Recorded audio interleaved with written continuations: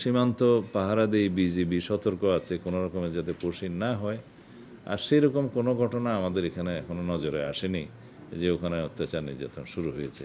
এখন কোনো দেশের অঙ্গরাজ্যের একটা নির্বাচন, স্থানীয় নির্বাচন কি হলো, তার ফলাফল কি হলো, সেটার প্রভাব কি হবে, সেটা তাদের সম্পূর্ণ আভ্যন্তরীণ ব্যাপার।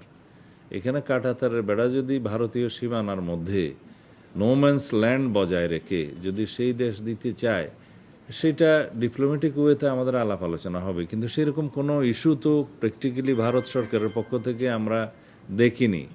এখন অঙ্গরাজ্যের নির্বাচনের পরে কোনো বিজয়ী দল যদি কোনো রকমের কোনো বক্তব্য দিয়ে থাকে, সেটা তো আমাদের সোভারেন ইকুয়ালিটির ভিত্তিতে তো আমরা সেই জবাব দিতে পারি না।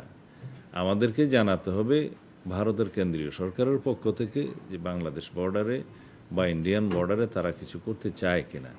সেটা ডিপ্লোম্যাটিক চ্যানেলে হবে, পররাষ্ট্র মন্ত্রণালয়ের সাথে তারা কথা বলবে, সেটার সাথে সংশ্লিষ্ট নই আমি স্বরাষ্ট্রমন্ত্রী হিসাবে।